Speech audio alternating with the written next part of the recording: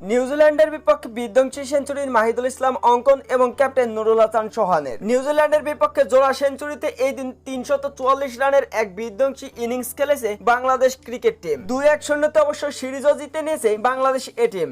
নিউজিল্যান্ডের বিপক্ষে আগে ব্যাটিং করতে নেমে নির্ধারিত 50 ওভারে মাত্র 5 উইকেট হারিয়ে বাংলাদেশ ক্রিকেট টিম তারা 344 রানের এক বিধ্বংসী ইনিংস খেলেছেন বাংলাদেশি ব্যাটাররা। বাংলাদেশেরও এই দিন দুর্দান্ত ব্যাটিং করেছেন এই দিন মাহিদুল ইসলাম অঙ্কন। এছাড়াও বিধ্বংসী এক সেঞ্চুরি তুলে নিয়েছে নুরুল হাসান সোহান। মাহিদুল ইসলাম অঙ্কনের 108 বলে 105 রানের বিধ্বংসী ইনিংস, এছাড়াও নুরুল হাসান সোহানের মাত্র 101 বলে 7টি ছক্কা এবং 7টি চারের সাহায্যে 112 রান।